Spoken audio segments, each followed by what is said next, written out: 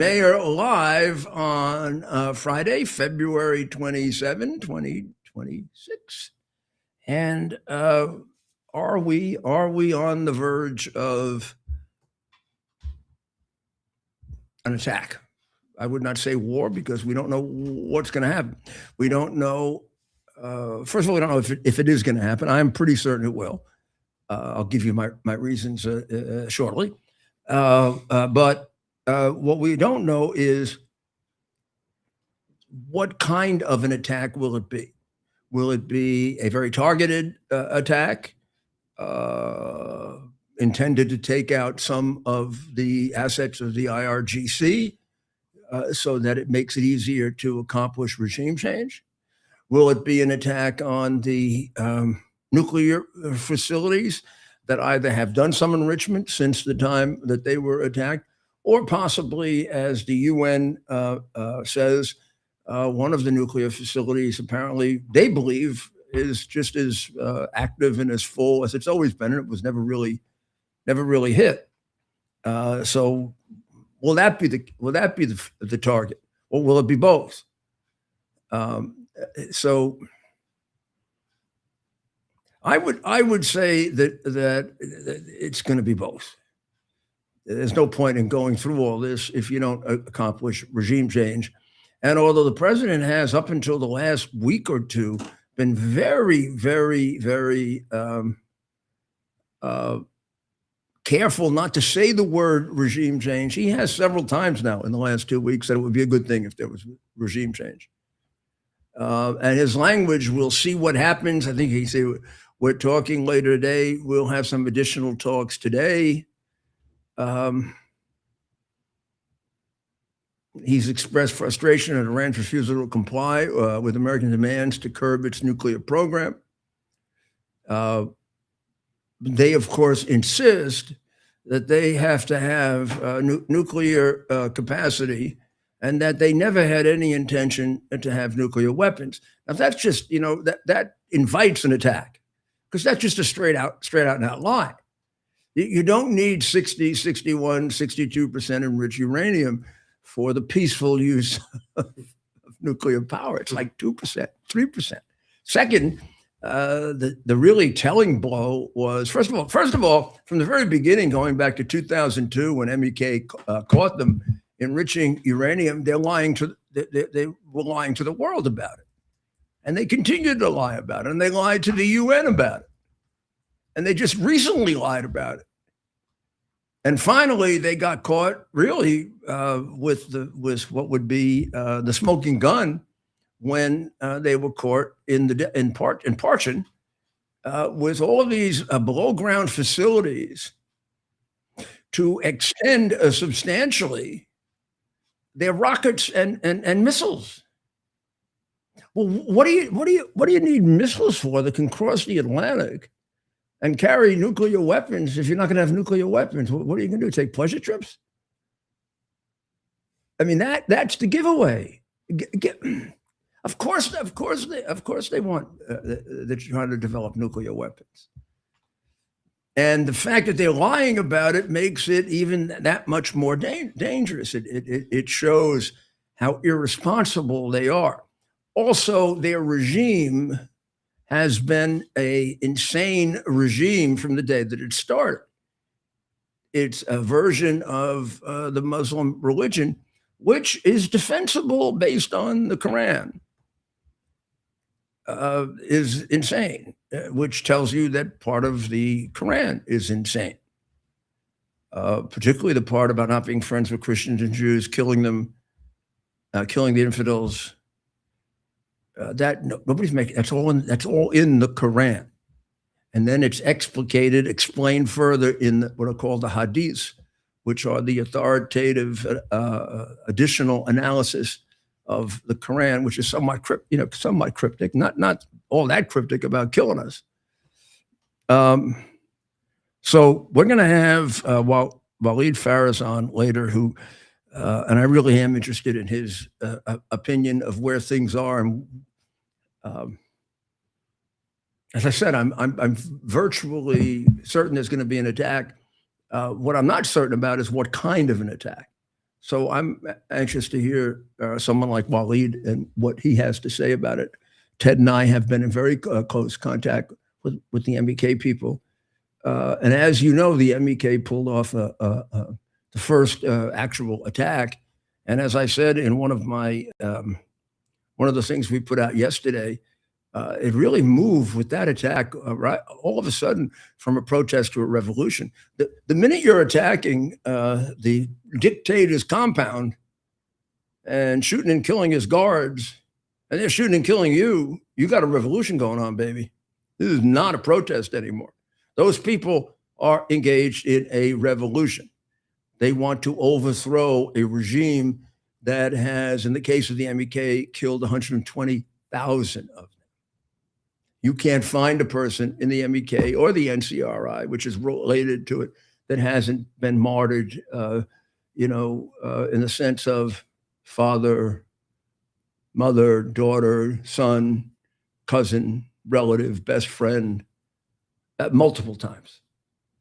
And then when you go over to the ethnic minorities that the baby Shah is engaged in some kind of very, very self-defeating war with. I mean, he's basically suggesting that if he were to be put in charge, which would be insane to put him in charge, there'd be a civil war with the Kurds. Now he's picking on the wrong people. I mean, the Kurds are our favorite people. The Kurds are the people that fought right by our side in Iraq, saved many American lives, unlike the Iranians who killed many Americans. So let's see what happens. Before we get to Waleed, let's cover a few other things. There's this big debate going on with the company Anthropic. I don't know if you know the company. Ted knows it quite well. And too bad we don't have Stephen on with us, because Stephen does have a bit of a contrary view on this, right, Steve? Right. Stephen is in Tampa, and we were talking to him earlier. So this is the Defense Production Act, and the military wants to be able to use Anthropic for all the lawful purposes that the military can use AI and whatever other capacities they have. And a company that refuses to allow that can be penalized under the Defense Production Act. And they could either be limited in the number of contracts they have. They can be thrown out completely, and they can also be kind of boycotted in that others can't do business with them. Mm-hmm. And the president has taken action against them tonight. Pete gave him until 5:01 today to basically live up to the contract that they have, which is the military can use their equipment as it sees fit for lawful purposes. What they are complaining about, whether this is true or not, is mass domestic surveillance. Mm-hmm. And they're complaining about autonomous weapons. Now, I guess autonomous weapons are weapons that are ultimately fired by some remote method, but they're programmed by the military. And they expand the capacity of the military by enormous multitudes. So I don't see why the military would cave into them on this, and would want to throw them out and substitute somebody else that's going to allow them to do that. And who is that guy? You put Mayor Rudy Giuliani. Who's that guy right there? That is the CEO of Anthropic. Are you kidding? And this is the president's comments. Nope. I might have to make that a little bit small. We'll bring that up later. It kind of cuts off the comments, but the president kind of lays out why we're currently dealing while he's cutting off. Yeah, it was interesting. It was interesting that the president got involved, because this was with Pete for the longest time. I mean, he's been having a hell of a time with them. Pete Hegseth has been having a hell of a time with them. And I don't know much about. I don't use it, right? Nope, we don't use it. Is there a reason we don't use it, Ted? I mean, it's not for what we do. It's not a chat. It's different than what we do. What is it for? Government So what Well, we're, can you get it? I mean, can you get Anthropic? I'll look. I actually don't. I don't. I wonder. I mean, does it have any civilian capacity? And it has something called the Claude models. And they don't want their Claude models used for domestic surveillance or what they call mass domestic surveillance. It's an AI safety and research company that's building reliable, interpretable, and steerable AI systems. Well, that sounds like a bunch of Yeah. hocus pocus. Of course, they're Yeah. reliable. We'll have to read into What the are they going to systems. say? We're building not reliable. Right. Right. We're not building reliable systems. Right. Uh, All right. I gotta.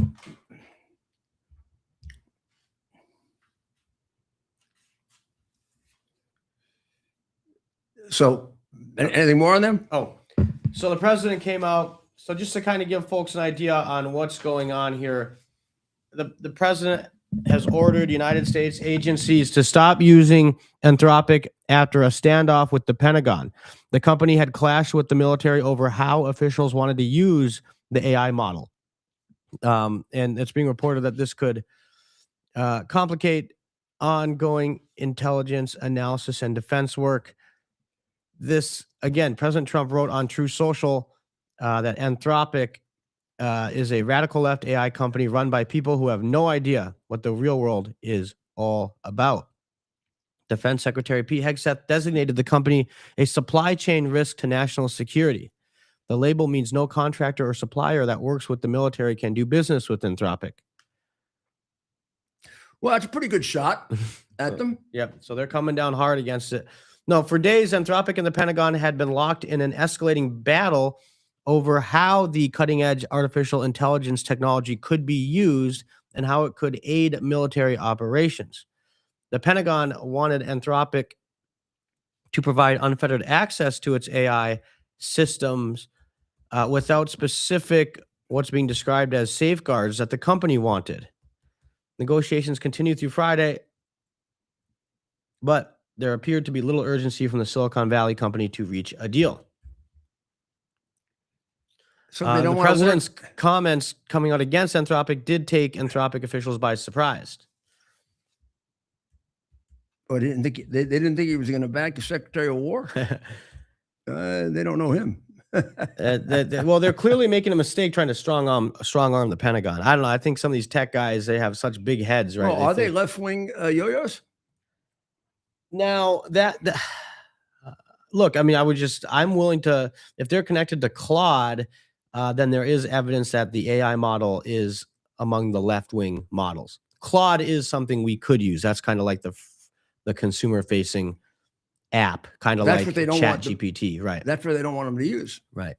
They don't want them to use Claude. Yes. Well, and it seems like the standoff is Anthropic wants to keep up certain safeguards with the AI systems that they want to have control over.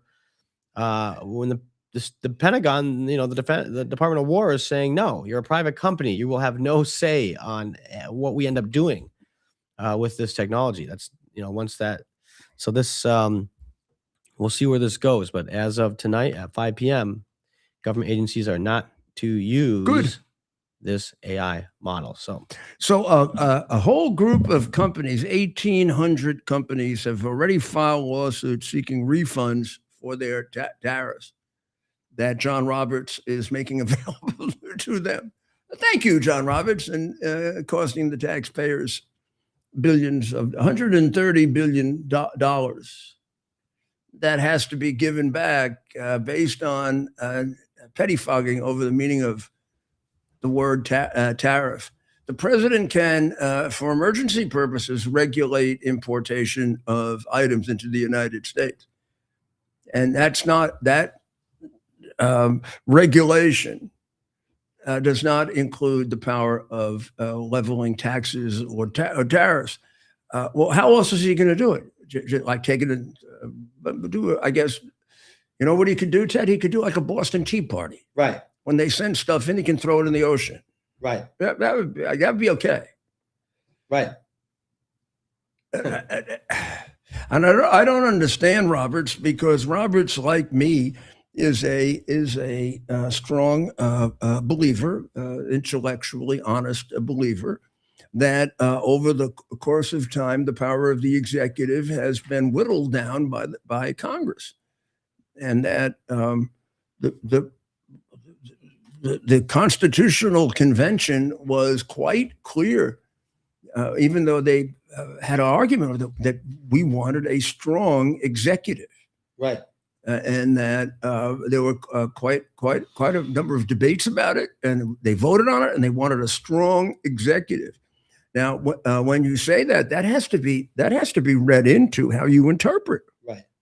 So if you're saying president gets to declare an emergency, he did, and if you don't think our balance of payments is an emergency, well, I mean that heading us for bankruptcy.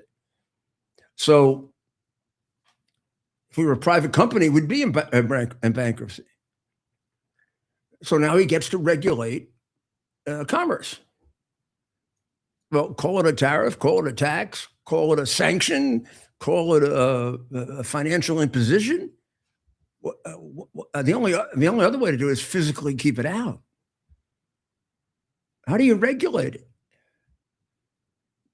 So when they gave him the power to regulate, it carries along with it what normally is regarded as how you regulate commerce. And Right. one of the ways you regulate it is to put financial burdens on it.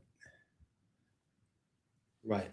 So that's what three justices said. And then three liberal justices who just voted against because it was Trump. So I'm not even paying attention to that. I don't get the three conservatives because it's inconsistent with their otherwise interpretation of executive power. Right. You know, Ted, this is a very, very good thing they're doing. AI centers, the new ones that are going to be built. Yes. The president and 13 governors have gotten together and say, you got to bring your own power.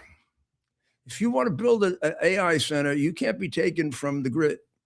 Because if you do, there ain't going to be no grid left. It takes so much power, right? So you're going to have to bring your own generator, which means this, and there are, and I'm very familiar with one in great detail, but there are some very, very good solutions to this, where you can generate a tremendous amount of power privately, but you just got to pay for it. Right.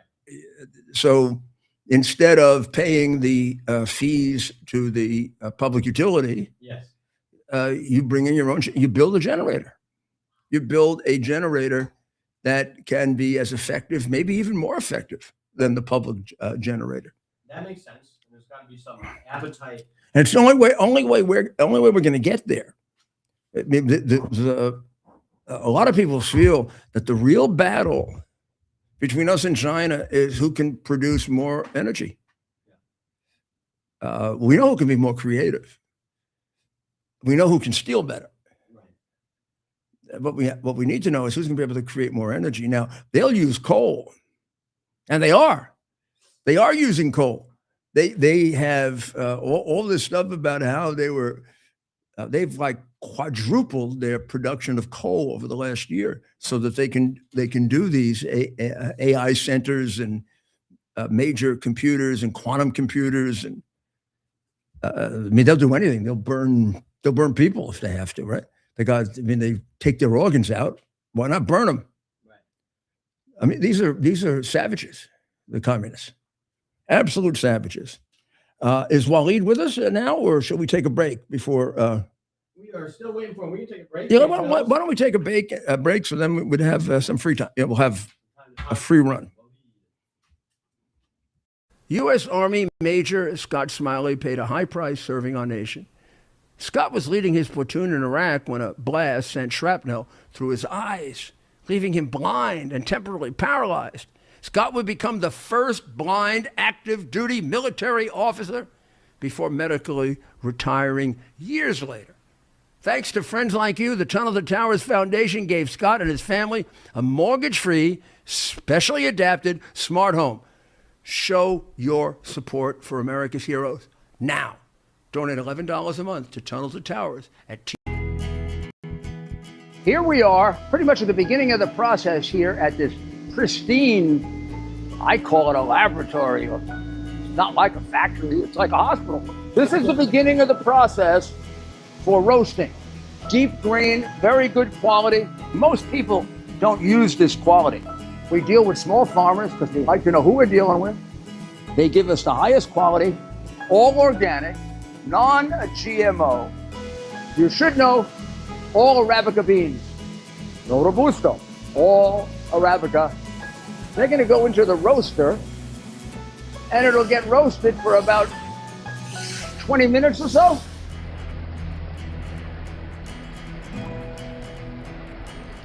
Oh my goodness, look at these. My goodness.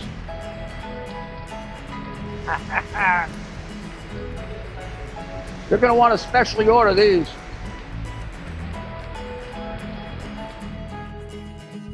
This is what goes into Rudy's coffee.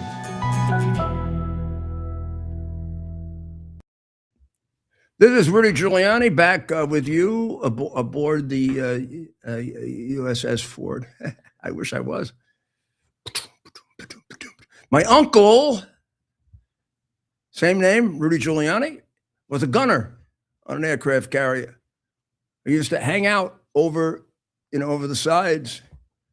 And one time in the Pacific, he was knocked into the Pacific Ocean and missing for 2 days, 3 days. Thought he was gone.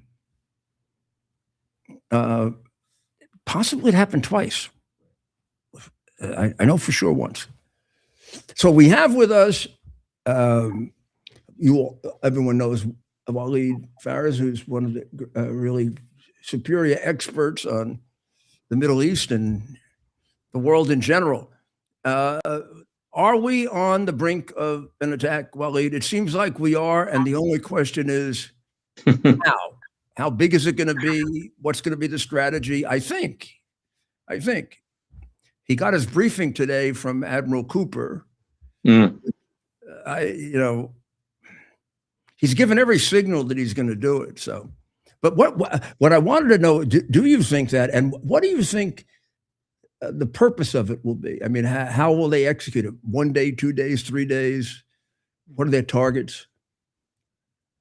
Really, these are, Mayor, the questions of the night, not even the day. And we are on the brink of something, which is the end of the Islamic regime maneuvering with our president. They have been lying and lying and lying. They lied to him, to the envoys, to the people what we call the brokers between them and us. So I think we are at the end of that world, that phase. And I think, and you know him better, that our president understood the game, especially when they started to do something, which is to threaten him. So they are negotiating, and then they issue threats, and then their social media is issuing threats. And then there is another thing that probably prompted him to change the direction, which is, they would say, quote unquote, oh, he won't have much time. So we're asking, what is it? What do you mean by that? And what not the top leaders, but they are saying, well, there are going to be a lot of problems inside the United States. This is going to be the midterm. They're going to be a globalized intifada. They're going to be all those legal things. They hope somehow, their fantasy is that in 2 months from now, 3 months from now, there are going to be a lot of problems here. And maybe what's happening in Mexico in their vision would happen here in terms of all these cartels, etc. So based on this, the real weapon is to lie and to wait us going into problems. But that's not the plan of Donald Trump. He has assembled with perfection these huge task forces, one coming from the Indian Ocean into it. The other one coming from... Have you ever seen any? I guess maybe the first Gulf War. I don't think the first Gulf War. No, it took 6 months. Mayor, the Gulf, you and I remember, it was the days I came to this country 34 years ago, something, not with that size naval-wise. Yes. It was what, 400,000 or 500,000 troops, but it was a massive number of troops. Yeah. And something very important also is that the means that we have today, including the visual mean that we have, are by far very superior to what happened. This is really the biggest post-Cold War Yes. rassemblement of military power. Yeah, it is present age military power. I don't think, I think when it unveils and it happens, we would never have really seen anything like this before. Much like the bunker busters were really shocking that they were able to go down that far, and it was so surgical. You know what I also found unbelievable was when they took out, and it was the Israelis who did this, when they took out the apartment a complex, the apartment unit. So you'll see a big apartment building, and then you'll see two windows knocked out. And that's where the scientist was, and everybody else is okay. That indicates unbelievable drone penetration, unbelievable intelligence, and unbelievable execution. No, totally. It's surgical. Yeah, I mean, let your audience just imagine what the Israelis were able to do, this precision, what they've done to Hezbollah, what they've done to Hamas, what they've done to even the militias of Yemen, the Houthis, and then the Hashd. Imagine that coupled with our mega power. So the United States and Israel together, of course, they can change the regime from the air. If we have on the ground a population which now, the difference between now and the 12-day war, 50,000 people killed. You can't have armed infantry that's gonna, I don't want to say bad words, but they're gonna go and then remove these institutions. So yes, any action taken by the president, even if in the beginning it's a small one, that's the beginning. That's the tip of the iceberg. I would imagine that they're going to take. It would seem to me you'd want to degrade the IRGC. You'd want to take out. You'd want to take out as many of their facilities as you could find, as many of their people as you can find. Yeah. The less IRGC, the easier it is for the protesters, revolutionaries, the people in the street. Absolutely. And it seems that they're, even if they're not armed in the same capacity as the IRG, it seems like they're armed. They're now fighting. They are fighting. They are beginning to fight back now. So they are. If you allow me, one thing is, you and I discussed it actually last year when we had our first podcast. Basically, when they target the IRGC, that's the only army that is really under the orders of Khamenei, because the old army known as Artesh is an army that did not uprise against him, but it's an army that would go into the streets if the IRGC goes down. So we have infantry on the ground. We have those old units, so on and so forth. The second militia are the Basij. I call them the lower SS. They are the ones who go to the homes. They are the ones who shoot people and girls. They love shooting girls. I don't know, in their eyes. Yeah, they are sick at one point in time. But that militia, once the big SS is going down, and that's what the Israelis tried to do at the end of the 12-day war. And we have all the maps, we have all the information. We don't need anything. We have it. But once the big militia is going down, I'm expecting and projecting, Mayor, that a large number of the Basij will be afraid, will be scared, will start to leave, will start to drop their weapons. And this is where the population is going to go and grab those weapons and go into the police stations. Makes sense. I'm expecting that a majority of the police stations, usually that's what happened worldwide, will turn with the, with the population against the regime. I think, do you get that? I mean, I get the sense that it's pretty pervasive, the dissatisfaction, or way beyond dissatisfaction, the disgust with the regime. They have to have had enough all throughout. And the thing that's amazing is how they had protests in just about every city. And Iran's a big country. Oh yeah, it's 90 million people. And a diverse country. Oh my goodness, very diverse. Looks like us here. But I mean, just imagine, Mayor, that they lost, the Iranians say, the population say maybe up to 100,000. Some of the NGOs say maybe 40,000. I think the president think that they lost about at least 50 and 100,000 in jails and another 100,000 injured. Wow. If you look at it from an American perspective, if they lost 50, it means that we would have lost 50,000 in 2 days. That's a nuclear explosion. So, Yes. if we want to remove that regime because they have used an equivalent to a nuclear explosion, killing 50,000. In America, it's 150,000. And that has to have a really unbelievable effect within the society. It means almost everybody's affected. When you hit that many people, and it was done all over the country, Yeah. you're going to have a major reaction to it. That's really cracking down on them and pushing them very, very far. Yeah, And I think that. Yeah, I'm trying to say that even at the end of the Cold War, when these famous European democratic revolutions started, the most bloodiest one in Hungary, in Romania, was Ceausescu. There were 4,000 people killed, 4,000. And then in Poland, nothing. In Czechoslovakia, maybe 2, an accident. We're talking about 50,000. That's almost. Yeah, I mean, they killed 4,000 in the first half hour. Yeah, in the first, yeah. They killed 4,000 in the first half hour. Yeah, this is unbelievable. Did a lot of the killings take place on the street as opposed to formal executions? Oh yeah. Most of them, Mayor. Most of the killings were machine guns. It's like in these horrible movies, right? And the demonstrations coming to them, and they will mow them down. That's probably 80% of the killings, and then targeted killings going into houses, into schools, into etc.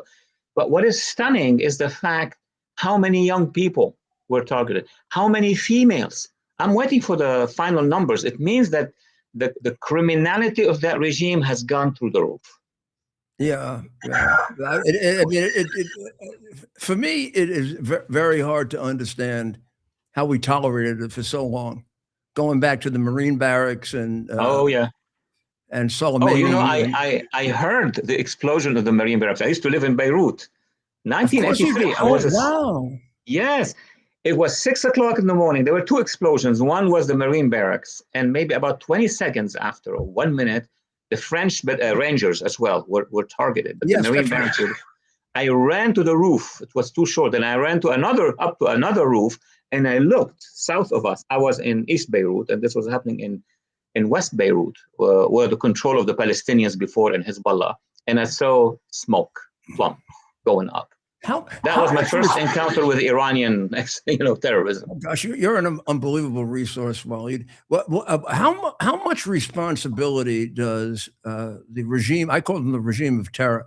How much responsibility does the regime of terror have to the horrible things that happened in Lebanon? Oh, 100%. At least in the 80s. They were born in 79.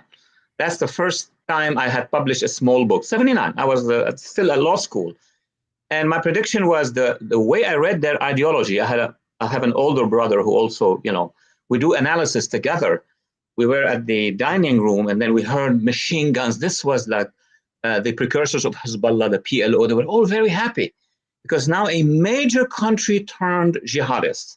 So my brother told me they're going to be here for decades, Waleed, decades.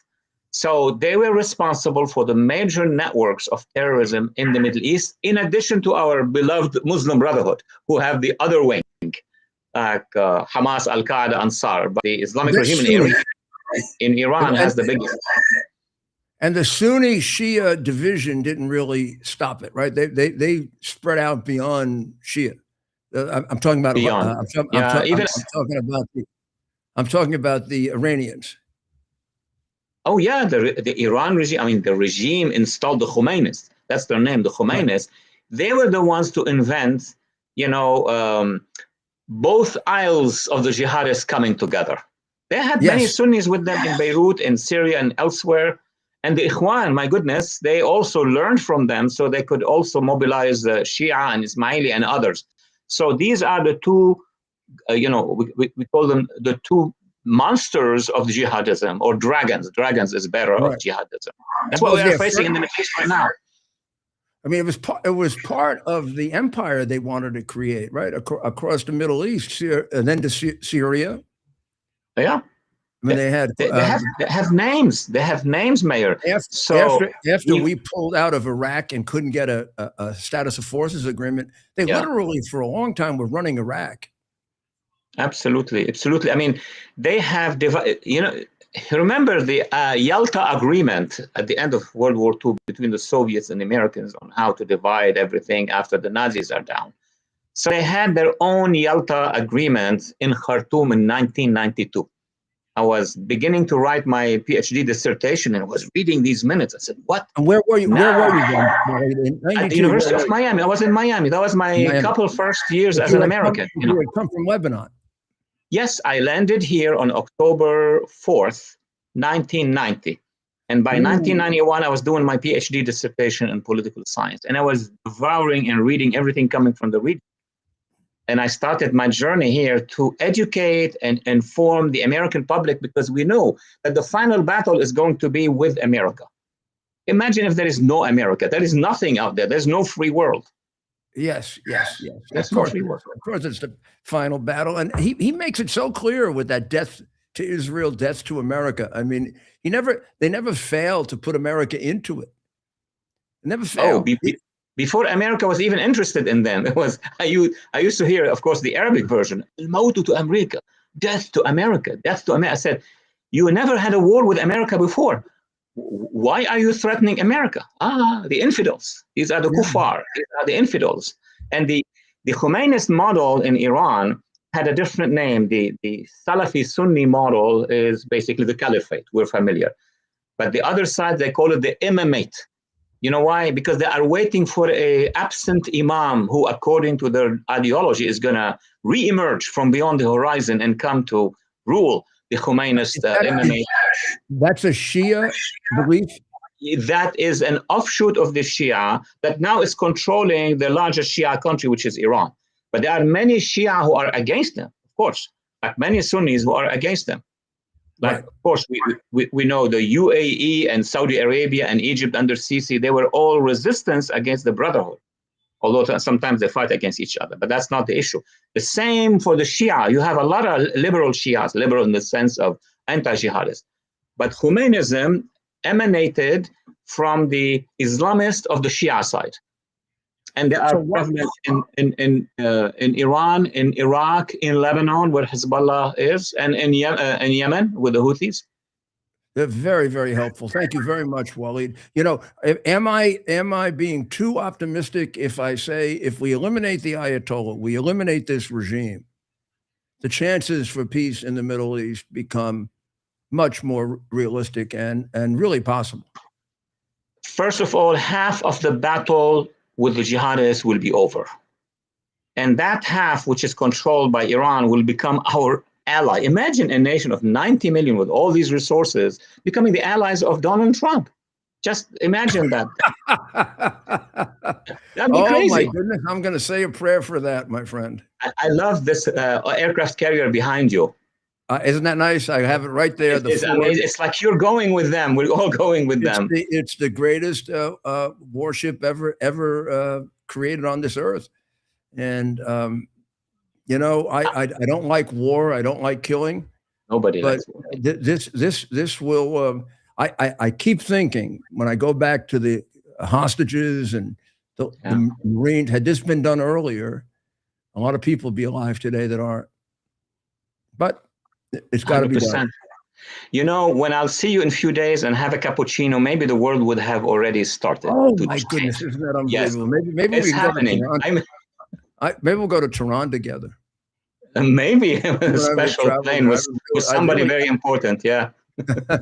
Well, thank you very much, Waleed. Thank you, Mayor. God bless you. You're such a resource and you're so valuable. God bless you. Thank you. That kind of knowledge, you can't. History is so important to these decisions and making them right and shaping them in the right way. And the history is important to the battle. It's also important to the peace after. And when we have both right, we get an excellent result, like we did after the Second World War. And when we have it all screwed up, we win the war and we lose the peace. Which is essentially kind of what happened in Iraq, kind of what happened in Afghanistan. Don't know that we lost, but maybe we did. I'm very, very proud of two American ambassadors, and they both happen to be friends of mine. Really proud of them, and they made the Wall Street Journal today, Ted. I saw that. And they are kicking the shit out of the woke Europeans. That's what they're doing. Okay, excuse the language. One of them is Charles Kushner, the father of Jared, who was a friend of mine before I knew Jared. And yes, a Democrat, but a Democrat who supported me when I was mayor, and a good friend. And a man who was treated horribly. He is the ambassador to Paris, France, and he posted he posted on I think X a message that the killing of a far right activist this month in Lyon showed how the far left was a threat to public order. Now, you want to see how far left the government of France is, like hanging off the cliff and headed to Red China. The French Foreign Minister Jean-Noël Barrot summoned Kushner to a meeting in protest, in breach of diplomatic protocol. Kushner didn't show up. Like, screw you, you left-wing communist swine. He didn't say that, but I bet he was thinking it. Right. Oh, the Frenchies went crazy. Oh, that Kushner. Oh. He also happens to be Jewish. And you know the French are anti-Semitic as hell. Well, what do you think the Dreyfus affair? You want to read a little history, boys? Right. Yeah. They didn't cave into the Nazis pretty damn quick. Oh, yes, come take. Now, did they have a great resistance? You're damn right they did. And you want to go into the countryside of France and you'll find the nicest, bravest people possible. You go to Paris and, oh, yeah. Go to Paris. See if you see a Frenchman there anymore. See if you see a French woman. Maybe you do, but they all have like rags over their face. Young men used to go to Paris to look at the beautiful women in Paris. They may still be beautiful women in Paris, but they all have rags over their face now. You can't tell. When they first were giving out masks, during COVID, I thought it was just going to be given to the ugly girls. That's what I thought it was for. And then when they kept wearing it afterwards, I would say, "What, are you ugly or something? Why don't you take the damn mask off? It doesn't do any good anyway. You're probably getting more germs by having the damn mask on and sniffling in it than you do from COVID," right. Which turned out to be right. As Trump says, I was right about everything. That's right. Right? You certainly were. So the other one is also a good friend, Bill White, who used to be in charge of the Intrepid right here in New York, and ran a restaurant in New York and owned a restaurant in New York. He's a real pal of mine, a very, very loyal Republican and a very bright guy. He's the ambassador to Belgium. Well, he got them all upset. And what did old Bill do? He accused the government of anti-Semitism. Ooh. You know why? They're trying to stop moles. Moils. You know what moils are? Moils are the religious people who do circumcisions. They only been doing it for 3,000 years. Or when circumcision, I just read the passage, the first mention of circumcision in the Bible the other night. I'm going through a program of reading the entire Bible over the next year. And I am just finished the book of Exodus and the instructional material with it.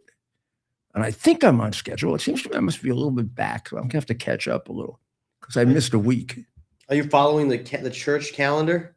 No. I'm following the beginning to end, the calendar of how it's written. I'll show you. Yeah. Why don't you go get it for me? Sure. It's sitting next to my. Which one? I have two of them. The St. Ignatius one, and the big fat one is the St. Ignatius one, and the little skinny one is a little easier, but the big fat one, sometimes you have to go to get like really, really good explanations. I really wanted a very, very good detailed explanation of the Ark of the Covenant.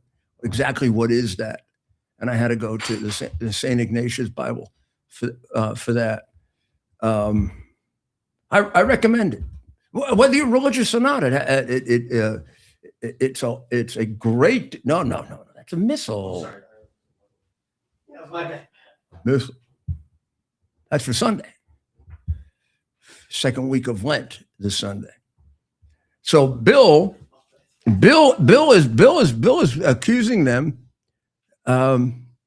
Must drop the ridiculous and anti-Semitic persecution now of 3 Jewish religious figures, Moyles, in Antwerp.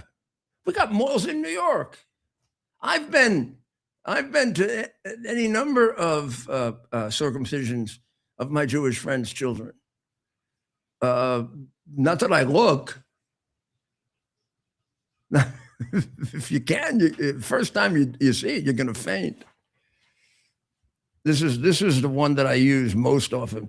This is not the big one. This is the Great Adventure Bible, and it has a course here on 1 year of reading the Bible, and it gives you what to read every day, and it takes you through them in order, and then it gives you like Psalms and Proverbs to read along with the historical books. And why I do this is when I was in college, the first year of college, I took a course on ancient history. And the professor, whose name I remember to this day, Professor Hazeltine, Harry Hazeltine, gave out a they used to have mimeograph machines then. I remember it was blue. And it had all of the books and sections of the Bible that he regarded as history. And I would say that made up about a third of the Old Testament. Like we didn't read the Psalms and we didn't read the Proverbs, and we read the history. And he would say, as a classical historian, that although this isn't history per se, neither is most history per se. But it's a pretty darn good indication of the way people lived and what happened and how it happened. So I'm up to now, let's see, I'm up to day 51. So let's see. I guess I'm a little behind, right? So we've had 31 days. 5, 7. So I should actually be at 58, Ted. So I'm a little behind. So I'm going to have to catch up. Okay, well, But I can catch up. it's only February. But then again, no. You don't want to rush through this. It really is. It really, having read the Bible before, and as a history, but having read it in theology, I'm not unfamiliar with it. But a lot of it you don't remember really in the detail that you should. I do think the translations are considerably better. And also the debates about the translations are presented to you. So if there's a word that has 3 meanings and the Catholics apply one and the Protestants apply another and the Jews apply a third one, they'll give you all 3.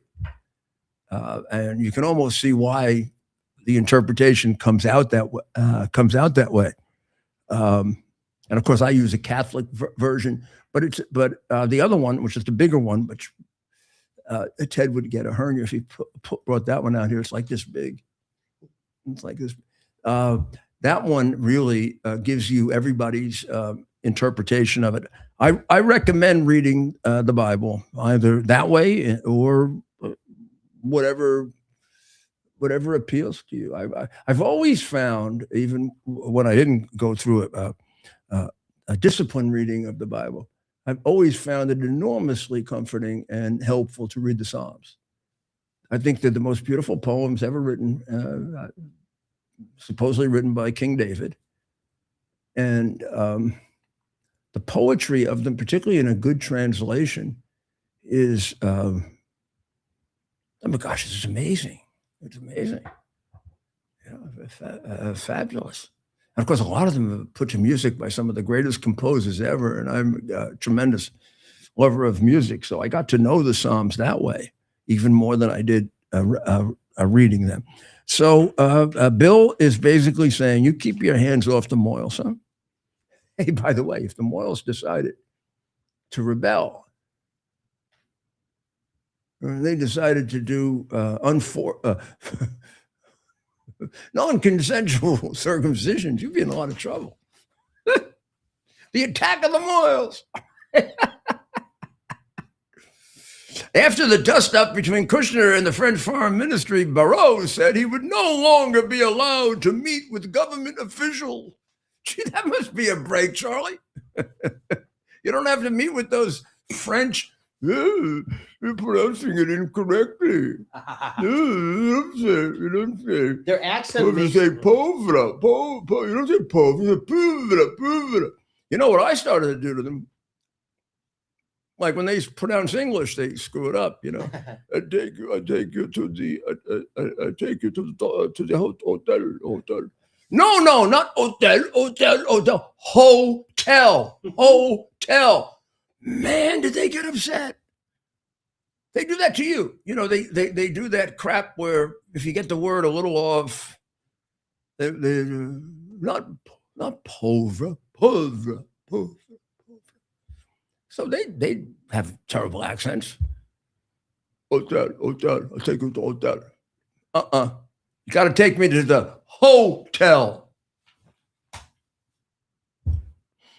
Got to train these Parisians to be human. Well, I mean, they're not even Parisians anymore. They're going to be Muslims pretty soon. I met another group of people today that are predicting that London is going to be Muslim in 10 years. It's scary. It's very. We love Donald J. Trump, correct? Absolutely. And he's a great president, correct? One of the best. What the hell's he doing with Mandami? What are you doing with that guy? I don't get it, my friend. This guy should be put in the trash can. He is a Islamic loving. He's a lover of Islamic terrorists. Let's put it that way. He supports them. His old man supported them. He hates Jews. He's a vicious anti-Semitic pig. And he's a communist, anti-American hater of the police. I get politics, but this guy is not. You know, this isn't Jack Kennedy and Speaker O'Neill. You know, two Irish Catholics having a drink and loving America. That guy hates America. I don't get it. Meanwhile, he's lying his backside off about the people who threw the snowballs at the police. Now, is this a small incident in comparison to the other things that he tolerates? First of all, you should know that 19 people died because that son of a bitch wouldn't take them off the street. Now, for that, he doesn't get forgiven by me ever, having been a mayor who probably did the best job with homelessness of any mayor in the history of New York by applying tough love because I love them. I treated them like I would treat my brother. If my brother were lying on the street, jackass, communist pig, I wouldn't let him lay there. Because I realize if you want to lay on the street, there's something wrong with you. You're crying out for help. I wrote an op-ed piece a while back. When I drive down the streets of cities and I see lots of homeless people, I know they have a hateful mayor. They have a mayor who hates people. They have a mayor without a conscience, without a soul, and without any emotion. I couldn't do that. If it were my city and I saw all these people on the street, it could be 1 o'clock in the morning and I'm coming home from something. We have a meeting in Gracie Mansion. And we say, what are we doing about this? And not only that, I had a staff that was even more. One of my closest friends and my chief counsel, Dennison Young, who's since departed, used to come in every morning and 3 homeless people. Where? Here. Let's get them off. I'd say, Denny, have you called? Yeah, absolutely. Yeah. He said, I'm going to go back and check later. It's a shame. They shouldn't be. Now, we didn't just do it when it got to be freezing cold. Now, what we're talking about here is and Donald Trump is very aware of this, having lived in New York. This is time honored. I think it goes back to Koch. It may go back before Koch. It may. And this is, when it gets freezing, you take them off the streets, despite the liberal bullshit that they have a right to live on the streets. They have no right to live on the streets. There is no right in the United States Constitution that allows you to live on the streets, that allows you to defecate and urinate on the streets. There is no such thing as that. It doesn't exist. I mean, it went away with the plague in the Dark Ages. Among other things, it's anti-hygienic and would create horrible problems if it were carried out to the letter. So when it got to be near freezing, even in this ridiculously stupid liberal city that I lived in, even some of the most ridiculously stupid mayors that I lived under would go out and collect the poor homeless people. And if they didn't want to come and it was approaching 32 degrees or 30 degrees or 28 or 10 or 5, you take them in. You take them in. And really, yeah, there was never any problem. We never had, I don't remember one ever having to be harmed. They say no, and many of them want you to do it. So we would take them in and keep them alive. And I would try very, very hard. This idea of sending out social workers to do this, I did that, except I sent them out with cops. I don't want the social worker to get killed. This guy's going to send in social workers to a domestic violence dispute because, among other things, he's a stupid little child who's had no experience. I just talked, and cops won't talk to him. They'd be afraid to talk to him, that he'd get him fired or something if they said the wrong thing. I mean, so a street cop is going to tell you, I think, because my uncles all did and lots of cops, the most dangerous thing they have to do is go in on a domestic call, because it's very violent and the woman turns on you because it's a sickness and you got to study it and you got to learn it. And I did. I read right the year before, or the year I was running for mayor, or maybe the year before, a treatise came out on domestic violence and how to deal with it. And I dedicated myself to it and my administration to it. And we had tremendous success in reducing domestic violence and in building shelters, because a lot of it has to be an option for the woman of a place to go if she cooperates in getting this bum arrested who's beating the hell out of her. Because what happens is it's both the psychological effect of being submissive and being beaten down, and it's also fear that the guy's going to get out of jail and he's just going to come and beat the crap out of her again. So what we did was we found shelters for them. And do you know who helped me build 5 of them? Joe Torre of the New York Yankees. And you know what he called the program? He has it at LA too. Safe at Home. Right. I love that. I love that. No, he did. This wasn't just Joe and his wife didn't do this just as, we're going to do a few. They really did it. Joe had a background. It was in his heart. His wife knew it. It's a beautiful thing. Allie, his wife, knew it. It was a beautiful thing to see her bring that out of him and what it did for Joe. Wow. Love to hear that. And then I just hate this. Republicans don't care about people. Damn, I'll put my love of people up against any freaking Democrat. Of course. I want to find some Democrat that saved more black lives than I have. Good, go find one. Because I love them, not because I'm a politician.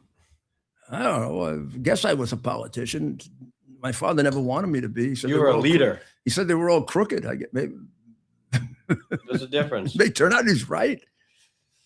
I guess Minneapolis wouldn't surprise him, huh? Kim Jong-un has made a speech.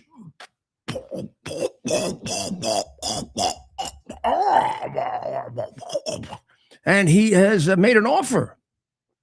His offer is that if we recognize him as a nuclear power, he'll engage in peaceful coexistence. How about we don't recognize him as a nuclear power and we engage in peaceful coexistence and we take his nuclear weapons and shove him down his fat ass mouth? Do you think he's upset and jealous that President Trump seems to have found a new rocket man? I always thought he's with Elon Musk. He actually did say, it does stay in here. They did say he's no longer a rocket man. He did say he harbors good memories of Trump. I bet he loved it. Right? I bet he loved it. I'll never forget when Trump was in Japan and I was representing him then, and I get a call. He told me on the way that he told me when he left that he might stop off and see Kim Jong-un, because I think this was Kim Jong-un who said this. Somebody said something like, or it was translated like, if you're in my neighborhood, stop. And I Getting a good picture, everybody, so we look nice and handsome. I'm going to take a short break, and we'll be right back, and then we'll conclude. Okay? Okay, we'll be right back after these messages.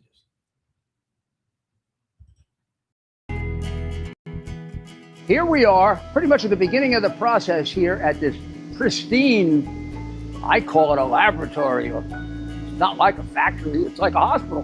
This is the beginning of the process for roasting. Deep grain, very good quality. Most people don't use this quality. We deal with small farmers because we like to know who we're dealing with. They give us the highest quality, all organic, non-GMO. You should know all Arabica beans, no Robusto, all Arabica. They're going to go into the roaster, and it'll get roasted for about 20 minutes or so.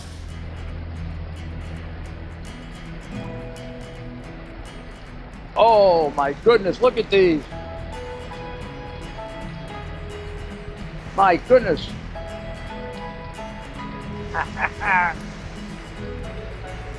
You're going to want to specially order these.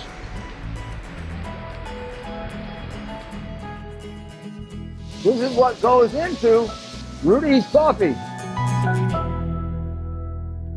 U.S. Army Major Scott Smiley paid a high price serving our nation. Scott was leading his platoon in Iraq when a blast sent shrapnel through his eyes, leaving him blind and temporarily paralyzed. Scott would become the first blind active duty military officer before medically retiring years later. Thanks to friends like you, the Tunnel to Towers Foundation gave Scott and his family a mortgage-free, specially adapted smart home. Show your support for America's heroes now.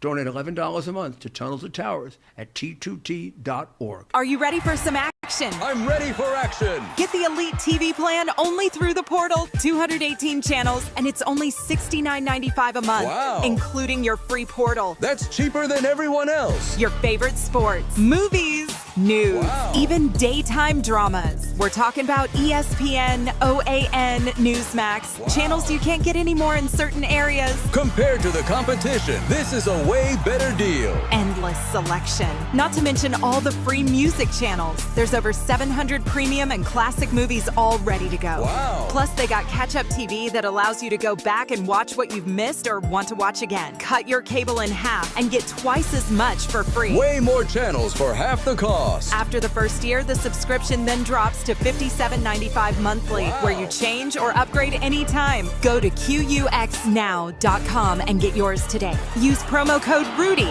Act fast. These deals are selling out. And I can't defend myself. Look, on that, I'm a defender of yours. well, after September, even though it I totally don't wasn't our see- fault at all. Of Like, course really not. wasn't. Of course not. Well, this is Rudy Giuliani. We're back talking about Ted's driving, which is absolutely excellent. There's nothing wrong with Ted's driving, but the people tease him about it. I don't know why. So let's wrap up so we can get you over to Dr. Maria, who's got a great show tonight. Really good guest. And Ted says really good guess. I know that. So Kim, we talked about Kim Jong-un. Here's great news. So Paramount has purchased Warner Brothers. Now you're going to say, well, why does that matter? Because Paramount also purchased CBS. And they threw out all the liberals, and Barry Weiss is kicking ass. And the CNN people are going nuts. They're going nuts. You just listen to them. They're going nuts. They may actually get fired and people will come on and will tell the truth. What would happen in America if CNN started telling the truth?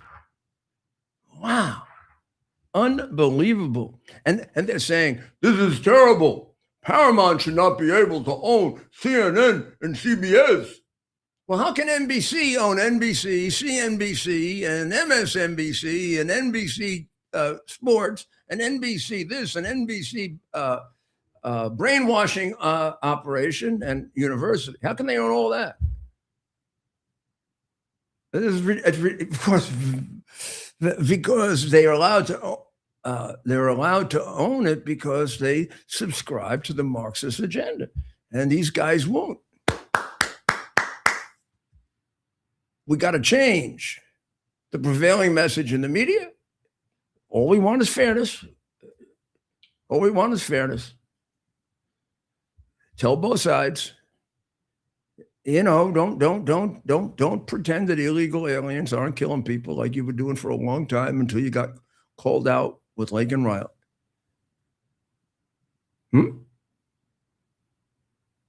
Don't make it necessary for me to have to cover things that you don't cover, which I do all the time. I mean, a third of my show are things you don't cover because you're lying communist. Also, let's see. I think we've covered just about everything. We got the ambassadors. We got Kim Jong-un. Oh, please get Charlie Kirk's book. You're going to love it. It's just a beautiful little book. It's short. It's 90-something pages. It tells you the value of putting aside the Sabbath for the Lord, for God. And it goes deeper. Look, first of all, let's stop it. You can't go deeper than that. What I just said to you is it. It does go into also how it relaxes you more. It makes your family life much better. It gives you much better perspective. But really, the most important thing is it puts you in touch with God. And once I can put you in touch with God, your life is taken care of. Not only this one, but the next one. Read it. It's a lot better than I can describe. It's a great book from a great man. And it's a way to keep him alive. I'd get the book. I have it. I read it in 2 hours, I think, 2.5 hours. Now, I'm a pretty fast reader, but I didn't read it fast. I read it pretty carefully. I said it's 90 pages. Well, yeah. Let's see what happens this weekend. We're going to a wedding We will be We're going in to a the wedding Peach for State. the daughter of a very close friend of mine. And We'll get some pictures. We'll get pictures. We're gonna get some We pictures. have pictures from the wedding. We'll get pictures from Yeah. the wedding. And when I finish, my little granddaughter's here tonight. You have a lot of. I'll have great fun. I took her to the beach today, and she built some castles, and she brought home sand, and she got all kinds of. So I'm very, very contented, except I am very nervous because although I very much want to see the overthrow of one of the most wicked, evil men and regimes in the world, I know it's going to cost lives, and that's never good. And it's always very, very sad. But I do believe that if we take decisive action, we can get it over with. And we'll save a lot more lives. So pray for the people of Iran in particular, but pray for the people of Israel and of Ukraine and of the United States, and pray for the President of the United States, who is in the process of making probably the most difficult decisions that he's going to make in his lifetime, and guide him correctly. God bless America. It's our purpose to bring to bear the principle of common sense and rational discussion to the issues of our day. America was created at a time of great turmoil, tremendous disagreements, anger, hatred. There was a book written in 1776 that guided much of the discipline of thinking that brought to us the discovery of our freedoms, of our God-given freedoms. It was Thomas Paine's Common Sense, written in 1776, one of the first American bestsellers, in which Thomas Paine explained, by rational principles, the reason why these small colonies felt the necessity to separate from the Kingdom of Great Britain and the King of England. He explained their inherent desire for liberty, for freedom, freedom of religion, freedom of speech, the ability to select the people who govern them. And he explained it in ways that were understandable to all the people, not just the elite. Because the desire for freedom is universal. The desire for freedom adheres in the human mind, and it is part of the human soul. This is exactly the time we should consult our history. Look at what we've done in the past and see if we can't use it to help us now. We understand that our founders created the greatest country in the history of the world, the greatest democracy, the freest country, a country that has taken more people out of poverty than any country ever. All of us are so fortunate to be Americans. But a great deal of the reason for America's constant ability to self-improve is because we're able to reason, we're able to talk, we're able to analyze. We are able to apply